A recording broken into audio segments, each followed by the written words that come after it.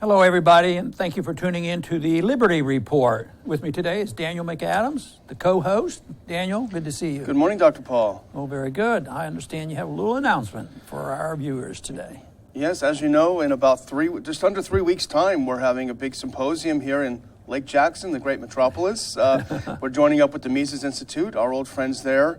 And I think it's even more timely than ever. War and peace in the age of Trump. This is what we talk about almost every day. But we've got a lot of people coming down. We'd like to have a lot more coming down to see us. And I think we have, you can sign up for the event, Mises.org/events. I guess someone told me that was a /. But to get more information, sign up, come down and see us, and we'll have a good time. Well, very good. Hope to see everybody come, at least like a nice crowd. Anyway, today we do want to talk about foreign policy again. We talk about other things. Last week we had a program on the Fed and their announcements. But this one again is going to be on foreign policy. There was a recent article by Robert Perry, who writes frequently on foreign policy and is very similar to our position. But he wrote an article on the Kagans, and the title of the article was "The Kagans Are Back, Wars to Follow." And of course, that's our big concern, is what are we doing?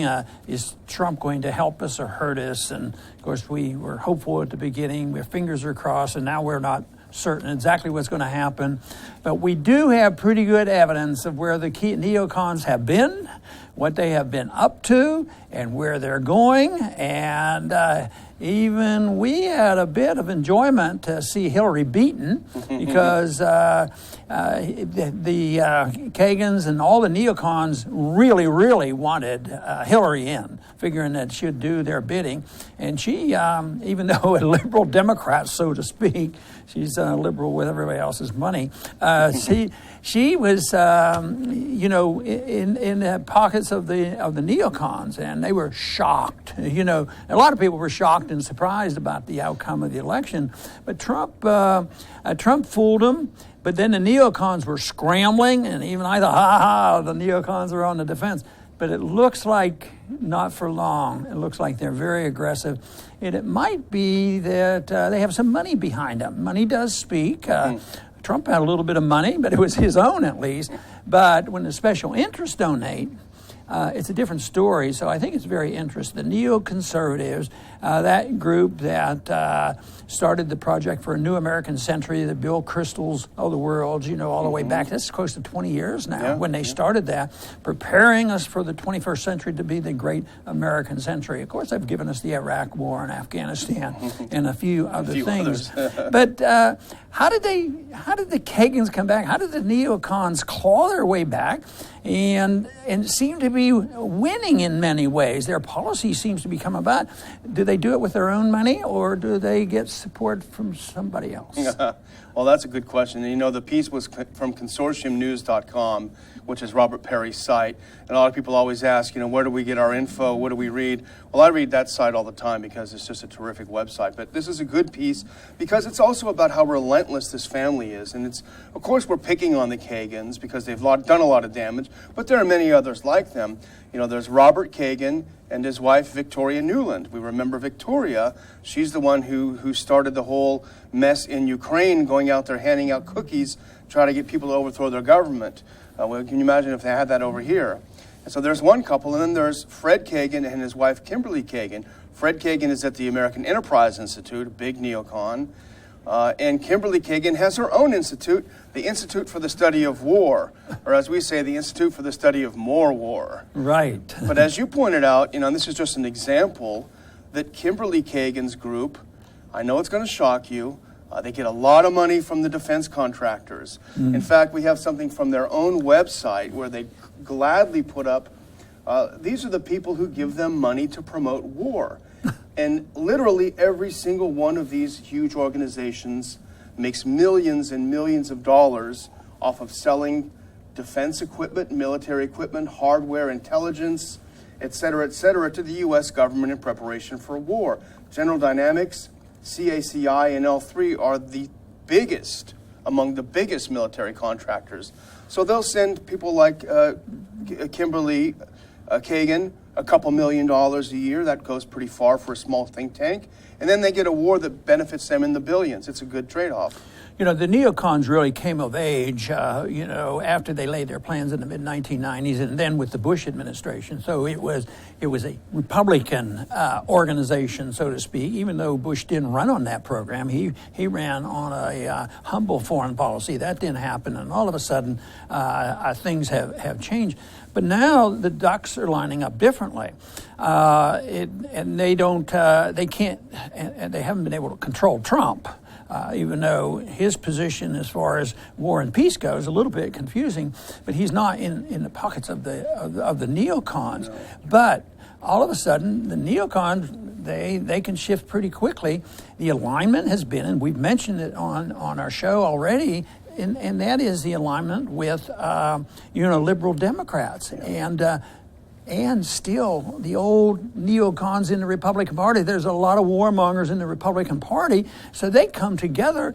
And right now, I'd have to say, for political reasons and for foreign policy reasons, they're the majority. You know, the Democrats, even if there's some good Democrats who are pro-peace, they might not, blindly follow. But basically, the Democrats will go politically against Trump, and then there'll be some diehard Republican neocons who bash Russia, who are really outspoken about stirring up trouble with Russia. So it looks like their policies are prevailing at the present time, and I just don't see the resistance I'd like to see from Trump from the policies of the neocons. They seem to be marching forward.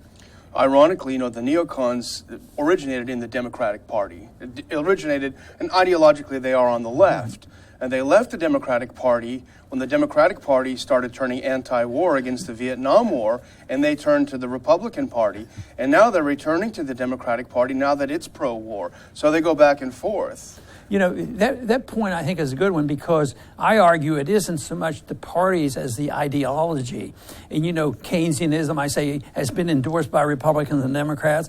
And this is a policy that when it's an idea, that both good and bad ideas, when they're out there, if they're going to move along, if they're going to be successful, they will invade and control both parties. And this is a good example on how they go back and forth. But it's the ideology that we have to address. And it is now sort of an unholy alliance that they've made with the Democratic Party, because the Democrats still can't accept the fact that they lost an election, why they lost it, what they did, how they threw it away. They had 99% probability of winning. So what do? They decide we've got to attack Russia. We've got to say that the Republicans are in bed with Russia, and that's the only reason we lost. It wasn't our terrible platform. And this is where people like Robert Kagan come in, who as Perry points out, he had a piece in the Washington Post not long ago saying the Republican parties are enablers of Russian interference in our electoral process. Yeah. We were talking a minute ago about the money, where it comes from all those military people who are going to make bundles off it. But they have another close ally. If you added up the dollars worth, they're getting an equal amount of money, I believe, and that's from the media. I mean, where do the Kagans go? They get broadcast. Their policies are out there in front there. They're stirring up the hatred toward Russia and doing all those things. So it is, which TV station could you turn to right now and look for, a little bit balanced approach? Would you look toward that station that's balanced and equal? That's it's not there, and they get powerful benefits from this. Ironically, the only TV station you can turn to feature people that are for non-interventionism is RT. A foreign channel. None of our mainstream media in the United States, everyone wants to attack RT, but at least they provide another view. No one in the mainstream media. But how do people who even speak on RT get treated? Putin's puppets. Media that say, you're a puppet of Putin, that sort of thing. We heard about that little story. Which is what would happen in the Soviet Union if some Russian dissident came in and appeared on American TV. That's what they would do to him. So it's ironic we become like the Soviet Union. Well, the two major things that the neocons are anxious to take care of, and move it along, the political thing. One is invading in a serious manner, none of this piddling around, Syria, and also to have the Cold War going with Russia. They don't want a hot war with Russia, but they want a hot war with Syria, I guess. And when you look at that, you say, well, Trump is not a neocon. Yeah. We sort of agree on that. Yeah. So he's going to resist them. But when he wants to go to every spot on the earth to wipe out Al-Qaeda and everybody else, he inadvertently may well be part of the troops that the neocons like. He'll march in and maybe secure an area, and even though they don't like Trump, he might inadvertently actually play into their hands.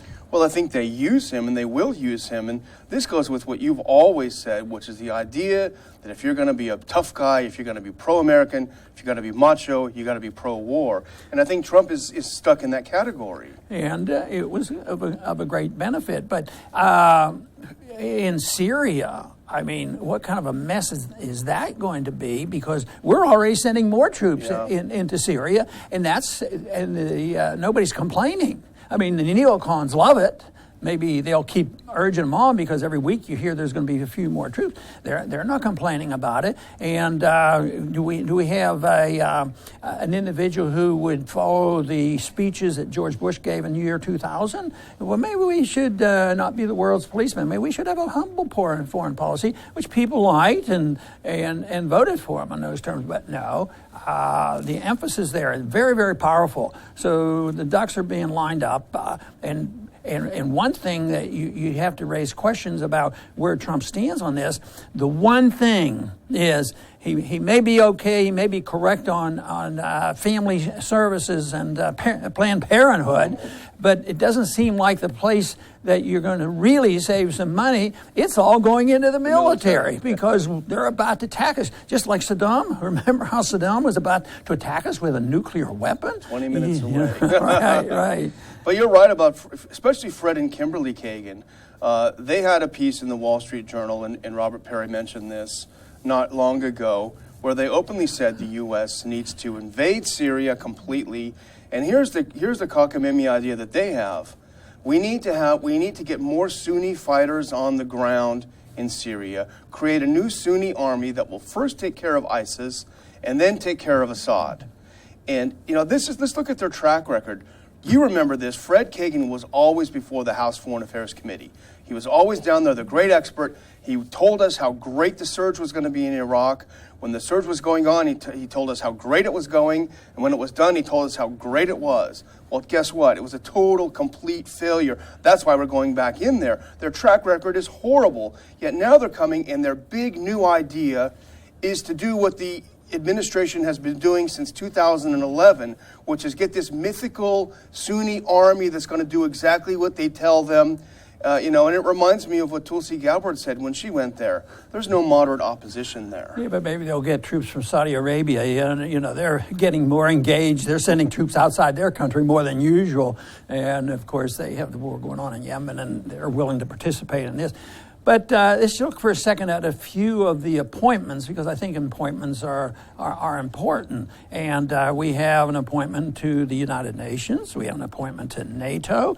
We have an appointment to the ambassador to Russia. And they're not exactly non-interventionists.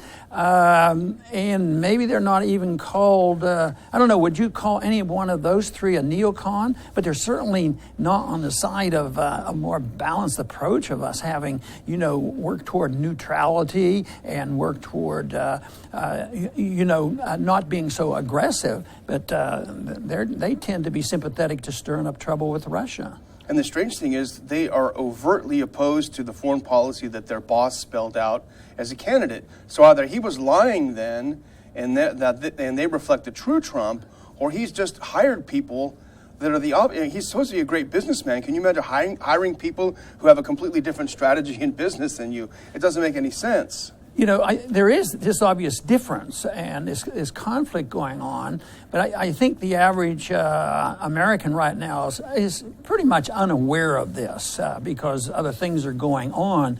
But I think when push comes to shove, that issue is going to become apparent because things won't have worked out exactly the way a lot of the supporters thought that they were going to get, from Trump. So it remains to be seen. I do not see how there's going to be a greater chance for peace and tranquility coming soon, but it's all Russia's fault. Yeah, of course. Not that they're the angels of the world, but we're a lot closer to their borders than they are to our borders, And you talk about people, look at someone like Richard Grenell, who supposedly is Trump's nominee to be U.S. ambassador to NATO.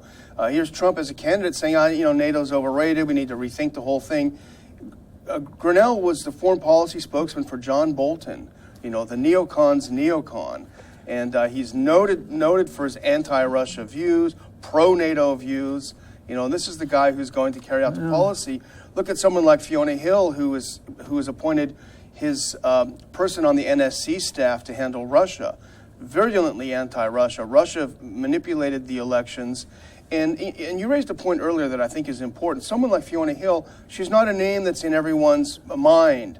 But the second-tier candidates, I think, are far more important than the people you see on the top of the marquee, because their ideas are the ones that bubble up to their bosses and become talking points on their bosses' briefing sheets. And that's the one that, and they're not always approved by the Senate. Some are and some aren't, but they're very important. That's true. You can sneak through a lot of the lower tier ones. That's right.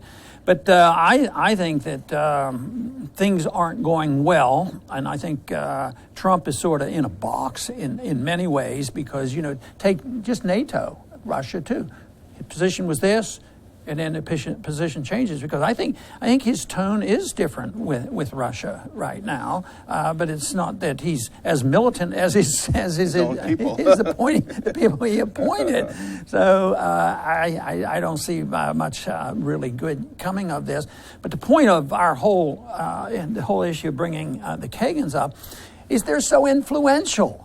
I mean, how can they get this? Of course, you point out the money, and I point out the media. So there's a universe out there that likes this foreign policy. But I'm also very convinced that when the American people know the truth and they hear about it, that they'll come down on the right side of this issue if they knew all the issues about Russia. But right now, the antagonism toward Russia is building, and they open up themselves sometimes for it. But compared to what? So it's a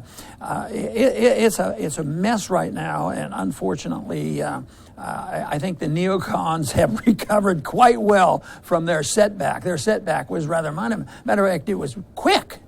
I mean, and they're very influential right now, and they have the coalition in Congress. So I guess the neocon policy is going to be around for a while. So what do you think? How would you summarize this little issue that we have today about the Kagan family? My three takeaway points would be: first of all, the neocons are relentless. They never miss a beat, as you pointed out. If Trump wants to recover his foreign policy presidency, he must explicitly repudiate the neocons. If he ran on a campaign of America first, that means putting Americans first, not the military-industrial complex first.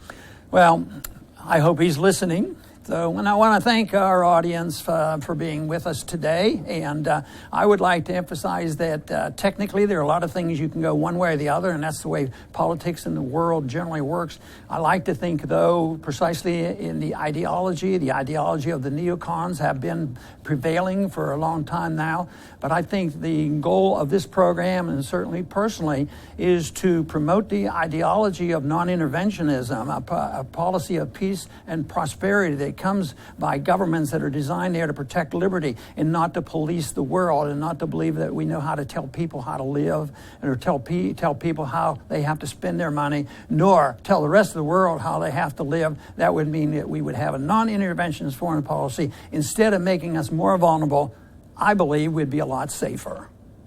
I want to thank everybody for tuning in today to the Liberty Report. Please come back soon.